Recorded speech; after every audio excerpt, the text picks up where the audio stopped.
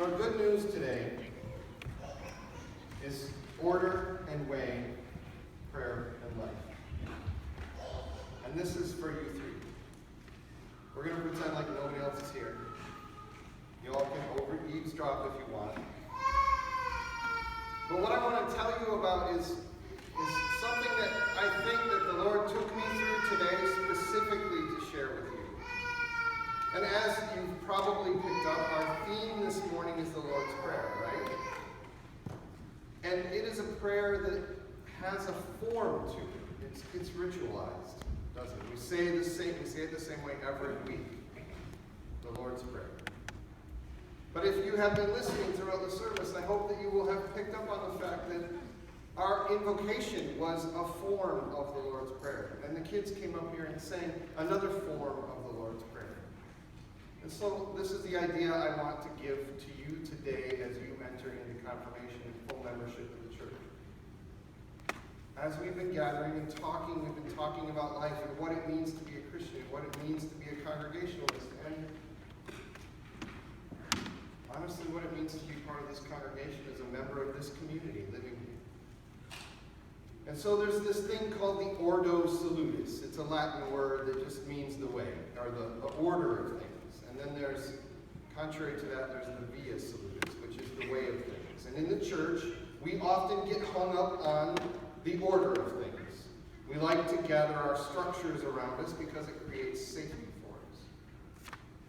But I want to tell you a story from just this week.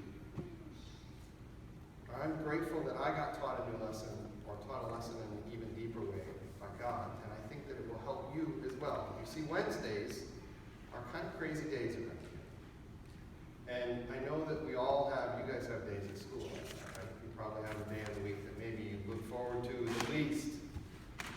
Some days that are the busiest. Maybe you have after school things and things get crazy. You ever get maybe short of temper or short of patience as you enter into these days? Well, I had one of those days on Wednesday. We had to prepare for this service, and as you see, there's a lot of moving parts to it. And we had to prepare some things that maybe we haven't done in a few years. And then we're launching this Wednesday evening service, and technology wasn't cooperating. And there's one thing that gets under my skin, it's trying to fight with technology. And so here I was, trying to follow the order of the day, and I got so busy that I let it get under my skin. And I started to lose my calm.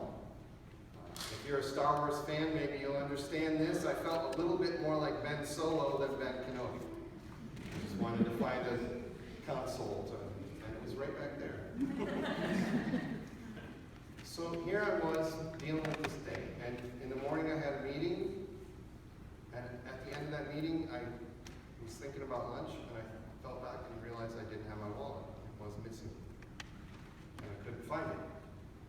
So on top of everything else, I had a new thing to worry about. And I looked around and I couldn't find it in my office.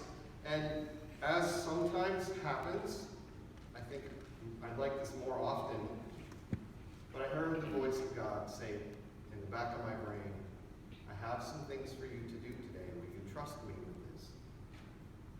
Yeah, okay. So I agreed, and then I went about worrying about it some more. So here's what happened. I know I need to eat. I'm diabetic. Not everybody knows that. I'm diabetic, and I can't go long periods of time without eating. So, and I didn't have a wallet, so I couldn't run somewhere and get something. So I get in my car. And I know how dangerous these intersections right out here are. Because it was just a couple of years ago that I ministered to the family of Taylor's Bills, the little guy who was killed in that intersection at 91 and 57. So I pull up to the intersection. I don't know, how many of you guys driving yet? Yeah.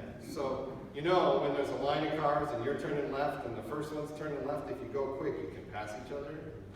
I was in a hurry, right? Just thinking about me, thinking about everything, the order of life. I had the order of life weighing heavy on me to deal with that day.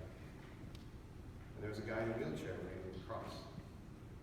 I just about took him out because I was in a hurry. And I thought, oh my goodness, I'm wearing a bright purple clergy collar and a bright red convertible with the top down. There's no hiding from this. So immediately I felt the weight at the next intersection. I turned around left, came back. I'm like, I have to apologize to that guy. Because instantly I knew what the lesson was. I had gotten so busy with the things of life that I endangered the dignity and the life of another human being. And that's what happens when we start to let the ordo, the order, the structures of life press in on us and make us have to do things. So you're in school, you've got pressures from the structures of school. If you're going to go to college, you've got the structures of college that are going to weigh in on you. If you go into the workforce, you're going to have the structures of the workforce and a boss's expectation laying in on you.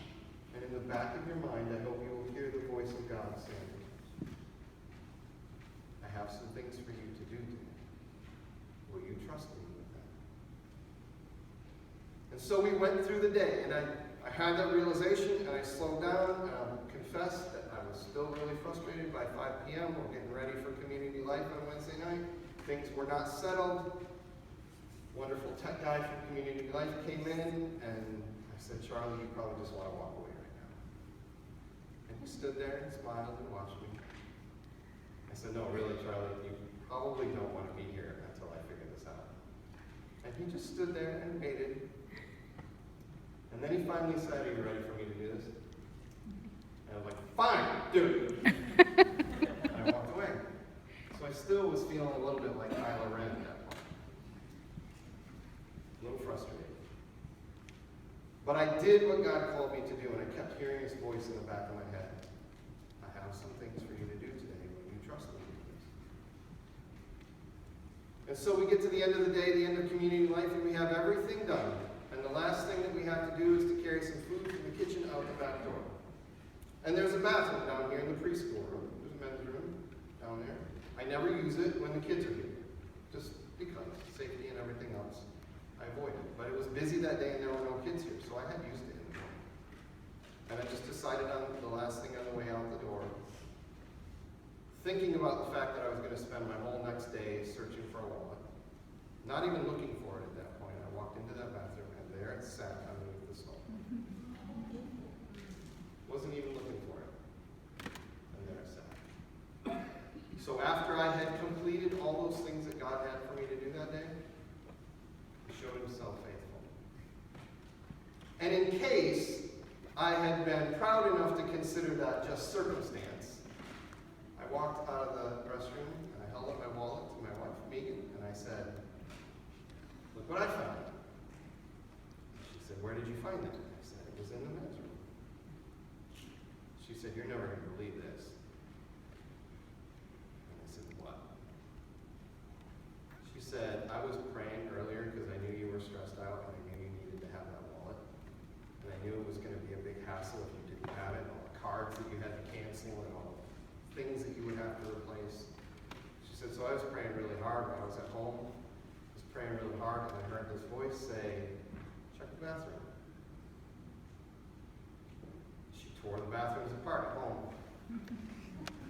But it wasn't about telling her to look in the bathroom, was it? It was so that later in the day, when I found it, I would realize it was God saying, I got this. So as you embark on confirmation, on full membership in the church, I want you to realize that there are things that God has for you to do. And life will pluck away at that. Responsibilities and duties will pull at you and try and draw you in. But I want you to go through all of this with that voice in the back of your head where you hear God say, I have some things for you to do. Trust me with the rest. So remember that as you embark. And we're going to get together a little bit more. We still have a service project yet to do, right? We still have a trip to go on, and we've had a short few weeks, but we're going to get those things in. But as you embark on full membership in